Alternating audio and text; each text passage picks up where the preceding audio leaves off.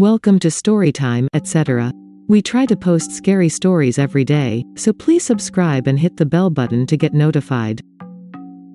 Story 1. Moaning Myrtle? Nope, that's a different singing bathroom ghost. First incident post-move. My friends have had things like this, but this comes out of personal experience.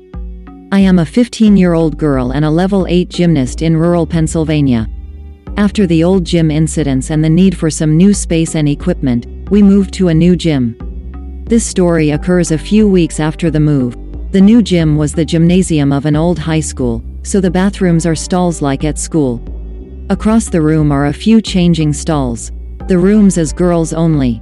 The stalls with toilets are in a row of 3, the last one being handicapped accessible with a ramp going up to it.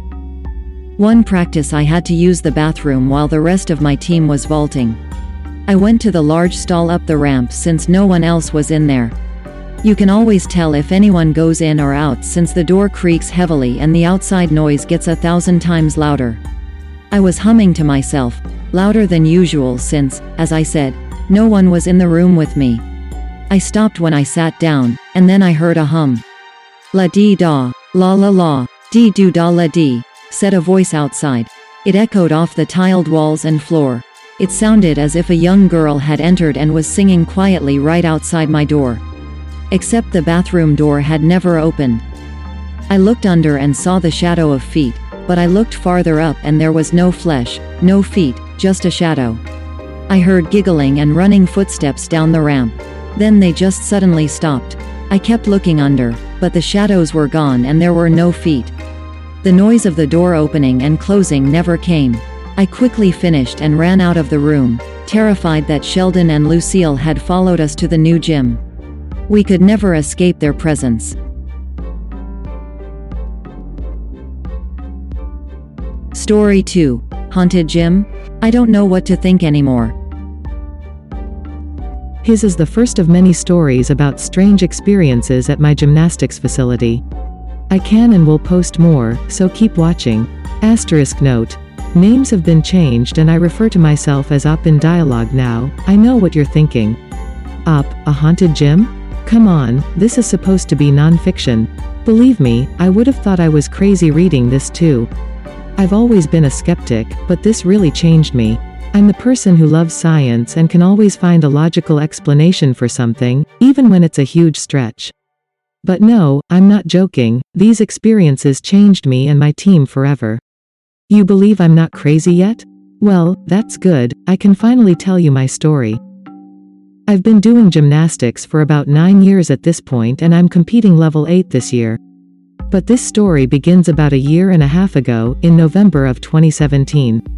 Competition season was rapidly approaching and plans were being made to move our gym across town before the month was out, so we were working harder than usual in the gym. Our team was burning out, and we really needed to remember why we loved the sport so much. My floor coaches, Gabby and Maya, sat us all down one day to have a team chat. Brooke, Abby, Sydney, Emma, Charlie, Elena, and I sat in our usual semicircle at their feet. I can tell you're losing it. I am too, so I propose a break. After Friday's practice, we'll have another sleepover. This may be our last chance in this gym. Everyone, of course, loved Gabby's proposal. All of our past sleepovers had been some of the funnest experiences at the gym, and they had really brought us closer. This one was to be no exception. My teammates all agreed to bring drinks, games, and of course, food. We're going to make this the best sleepover ever, exclaimed Emma. The day arrives, and we're all itching to get practice over with so we can party. We listened to Charlie's new song, titled, I Got Two Boobicles. It was ridiculous, but we loved her songs and her strange, twisted 11-year-old brain. It was an average practice filled with laughs in between exercise after exercise. The time finally came for us to stay. First on the agenda, wiffle ball. We split into teams and play our hearts out. As I'm up to bat, I swing and hit. I throw my bat aside. I hear a scream. Brooke is on the ground, hands over her face, looking like she had just seen a ghost. She took her hands away and her right eye was bright red. Up you idiot, she shouted, almost giggling. All I saw was the bat coming at my eye and then pain. I had hit her with my flying bat. Wiffle ball was almost over after that, and with the collegiate softball talents of Gabby and the pure stubbornness of Sydney and myself, we had managed to squeeze in a victory. Next up was just some dancing and our annual ugly dance-off. We all spread out across the floor in front of the tall, vast mirrors we used to practice our routines. That was cut short, because soon after the music had started playing, Elena noticed something was wrong. Guys, she shouted until one of us decided that maybe what she had to say was more important than doing the worm. We shut off the music and turned on the lights. What the hell do you want, Elena? We all questioned. Those haven't been there, have they? No one did that. How could we never have noticed? She asked, her voice slightly shaking. All of us confused, we stared at her like she was crazy. We thought maybe she was crazy until she slowly raised her hand, pointing to the top of the mirror. There they were, long, thin, white handprints all across the top of the mirror. There were some very large, claw-like ones, upside down, twisted, all over the place. Some of them were tiny, almost as if a baby had crawled across the mirror. They too were twisted, upside down, and in no special pattern. It was like I could feel the hands clawing up and down my back, and the chills sent me to the ground. We were all floored, staring in horror and awe. Did one of you pull that? Come on, don't scare us. This is total bullshit, I said. I knew in my heart it wasn't any of them, but my skepticism prevented me from believing what I was seeing. None of us did that, There's no way anyone could do that without standing on something. Abby had always been like an older sister to me. She was strong and fearless. But now even her voice was high-pitched and quivering with fear. We all sat there almost silently for a few minutes, just processing the image before us. Being tweens and teens, each of us took out our phones and snapped a shot of the prints. In a vain attempt to lighten the mood, Emma said, "The big ones look like a Sheldon made them." We were too creeped out to fully appreciate the humor, but a lighter mood came over us like a blanket. The little ones are definitely a little girl, like the girls in The Shining. Charlie remarked. I dubbed her Lucy, but that wasn't quite right. Sydney suggested Lucille, and something about that sent a chill up my neck. Lucille, repeated Maya, and I could tell that she too had felt what I had. I can't look at them anymore. Let's get rid of them. Brooke suggested. This kind of paranormal activity affected her the most. She had always believed in ghosts and grew up in an old house with many experiences I had chalked up to coincidence or some other phenomenon. Now I wasn't so sure about that. Gabby and Maya grabbed the cleaning supplies and a couple stepladders, and soon the mirrors looked as if no hands had ever touched them. Scared, but determined to keep up with the fun of the sleepover, we decided to play Blackie, hide and go seek, but in the nearly pitch black of the gym at night. The only light coming in was the dim beams of occasional headlights on the road outside streaming through the dusty garage door windows. Rounds went by and my spots were legendary. I've always been great at finding tight spaces in corners no sane person would think to check. The round when it happened was no exception. Let's pause the story real quick and I'll give you a layout of the gym. When you walk in the front door, there's a lobby. The lobby enters into a seating area. The seating area is next to a small carpeted zone we call the preschool area. In front of both of those is the spring floor, and towards the left side are the vaults. Farther to the left is the trampoline and some other mats and storage. The vaults, naturally, have runways that extend all the way to the back of the gym. On the far left past the trampoline area are the parallel bars. Behind the floor on the opposite side of the runway are the bars, and on the far right of the bars are the beams. Littered throughout are piles of mats and other drills. Now this may seem fairly arbitrary and frankly a bit confusing now, but I promise you it will all make sense. This is what made the round absolutely spine-chilling. Gabby, Maya, and Abby were grouped together to be the seekers.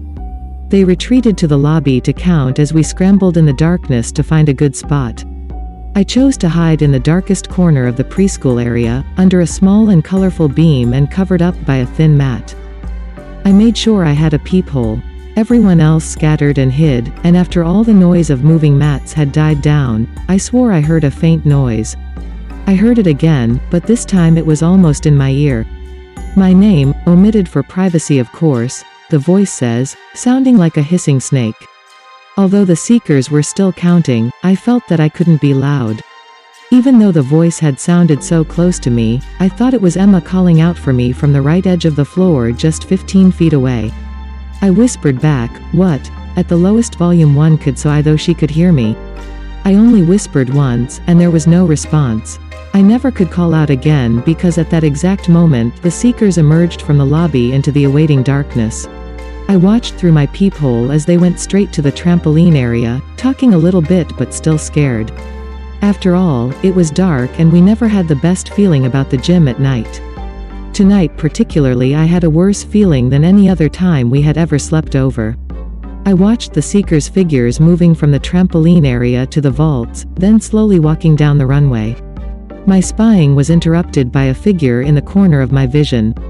There was at least one human-like shape slowly making its way across the floor toward the vault runways where Gabby, Maya, and Abby were still sneaking along. I was a little mad that Emma was planning to scare the coaches without me, but insistent to remain hidden, I didn't come out. I hid my face for 1 second, and as I ducked back into my secret place, I heard a sound. The sound that still sends chills down my spine. It sounded like a herd of animals crawling down the runway at a sprint. The girls had made a plot to scare the coaches without me. I looked out as soon as I heard the noise, and had to cover myself up immediately, then I looked back out. What I saw still haunts me to this day. It wasn't my teammates out there at all. It was nothing. There was no one there. The sound was reverberating throughout the gym, but all I saw when I looked out was the gym as it was, except the runway had a slightly blacker sheen. Maybe it was the figures, I hadn't looked long enough to tell. As soon as I was back under the mat, I heard a thud and a set of screams, followed by some sobs of terror. The stampede stopped. The only thing I had left to cling to was my hope of not being found, so I remained in my spot as the coaches and Abby lay at the end of the runway in pure disbelief and terror. They had turned on a flashlight, but no one had left their hiding spot. The gym was as it had been. No mats moved or shadowy figures, just a gym. After a minute of me hyperventilating under the mat, I decided it was time to see if what I swear I had seen was real. Gabby, Maya, and Abby were in the exact place they had been minutes before, still in a heap on the runway sobbing. Everyone else had come over. "Guys, come on, I thought we had a no scaring rule during hide and seek. You remember what happened last time?" I said, still doubting what I had definitely seen with my eyes. Through all that had happened I was still skeptical. Maybe my eyes had been playing tricks on me, and there really had been girls on the runway before. No one did that, up. I was under a mat by the bars the whole time. Brooke's response really made it seem real. I was beside the trampoline in the dark corner, and I swear to God, your mother, anything you want that I didn't move. Elena added with a tremor. Sydney, who was too scared to talk, just shook her head. Sid and I were behind the parallel bars. We thought it was you and Emma. That's something you'd do, Charlie said. I had forgotten about Emma being near me. No, it wasn't us. You watched me come out from under the beams. I saw Emma crawl across the floor, I thought it was her. Emma seemed a little angry when I said that. No, I was there, in those mats, the entire time. I swear. I cross my heart I never moved or even spoke. That struck a chord for me. Wait, if you never said anything, then who whispered for me? When I asked this, I knew it wasn't anyone else. They were all well over 50 feet from my spot other than Emma. It couldn't be explained. No one whispered to you, up. What I don't get is why you kept shouting. You realize you're supposed to hide, right? Brooke said. I had no recollection of shouting anything, just whispering, what? In the smallest voice I could muster. Even though I swore all I had done was whisper once, all the others confirmed they had heard me repeatedly shout 3 times. None of this night had made sense, and the night was still young. Let me stop you there for 1 minute. Now, I know I still sound crazy. You'll see, even me, the girl who had always thought everything was concrete and scientific, couldn't possibly find an explanation. Now back to our regularly scheduled story. We all sat there for another hour, just feeling each other's presence. No one spoke, but we were comforted by the shared warmth. We thought it had hit us before, but after the reflection, reality was really starting to set in. We all went over, in exact detail, what we had been doing at the time of the event. I started. I was over in the far corner under the beam and mat, doing nothing. I had a peephole, but wasn't looking out. Naturally, we were suspicious of Charlie and Sid since they were the closest, hiding just a few feet from the runway. Charlie claimed that they had stayed hidden behind 2 exercise balls under the parallel bar set.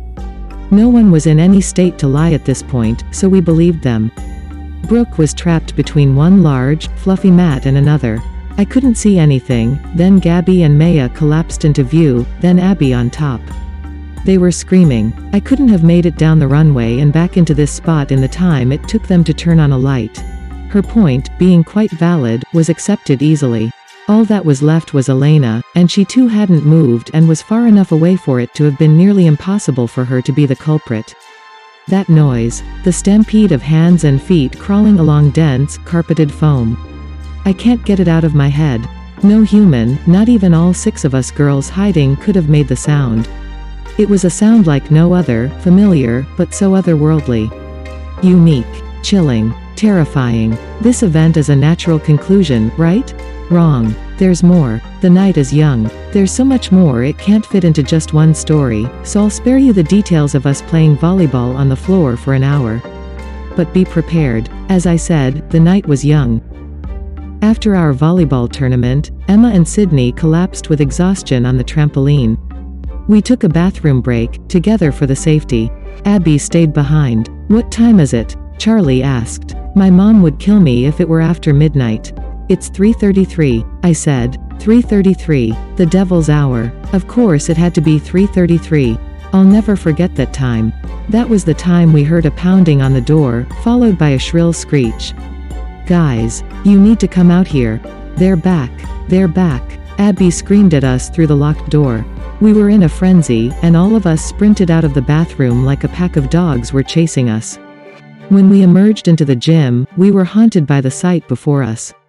She was right, they were back. But they were impossibly different. But, Gabby, you cleaned them off.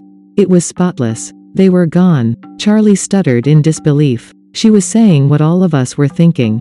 They had been gone, but returned, this time in a new, blood-curdling pattern. The handprints. Those damn handprints, creeping across the mirrors, twisting, clawing, scratching my insides along with the reflective finish of the mirrors. It was like no feeling ever before. I was afraid for my life, but it was a fear of something there was no proof even existed. No one could believe what they were seeing. It was pure terror. There was something about the prints. They weren't just handprints. They were claws, scraping the mirrors. They were twisted upside down and backwards and at no angle humanly possible. They struck fear in all our hearts. It was Gabby who broke the silence. I know this is crazy. But you have eyes. You saw, and I know for sure you felt the same things we're all feeling. This is real. We need to accept what we're all seeing. We weren't crazy. All this trying to crack it up to coincidence, seeing things, or simply someone's pranks, and now I really knew it. These things really were unexplainable by nature and humanity. Me, the skeptic, believing something is supernatural. The night had really changed me. But the night was still young. After cleaning the mirrors again so we weren't living in the shadow of the prints, we huddled in fluffy blankets and talked. We played cards until 5, and then finally got some sleep. It took a while to actually sleep. We would hear a tiny creak or a pipe go off and it would nearly send us over the edge. Everything is scarier in the night. It takes away our sense of sanity and sight. This night would continue even weeks, months, years after it occurred. But finally we slept, still as the dead, until the morning sun seeped in those same dusty garage door windows. Saturday morning practice the next day was uneventful, so I decided to hack Emma's phone. Charlie and I posed for way too many selfies. I scrolled through to find one to send to myself, and dropped her phone onto the concrete below. It had followed us into the light. The terrors of last night came back to me. Emma, seeing her phone on the concrete, rushed over and picked it up. She began to retch, also horrified at the sight on the screen. On her phone had been a photograph of her, asleep on the trampoline. I thought it was Sydney, until I noticed her sleeping body in the back corner of the image. We had been on the floor all night, not one of us had been over to the trampoline. But the worst thing about it, the absolute worst image that I can never get out of my head, was the screen.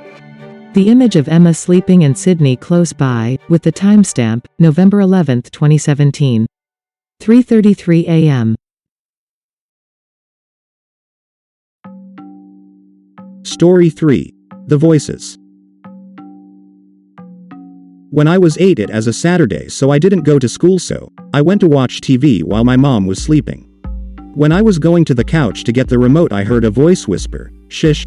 I froze when I just remember I saw on a paranormal show, and a guy said, "If you have a paranormal encounter you will freeze for about a minute." Then I just slacked it off as some shock or something, but I was still scared to death from hearing that voice. When my mom woke up, I told her what happened. She asked if a car went by, and I was pretty sure there was no car. The next night I am in bed watching a little TV when I heard, "Shish." It was shorter this time, but I was still scared to death. I sat up scanning the room, but nothing was there to cause that noise. Then when I finally got to sleep, I woke up in the middle of night. I looked at the closet and saw a black figure peeping its head around the corner. I pretended to sleep. Soon enough I fell asleep again. Then I woke up and it never happened again. To this day I still get creeped out by silence or just when it's dead silent.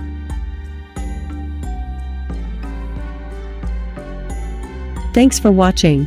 Let us know your thoughts in the comments section. And please like and subscribe to help support the channel.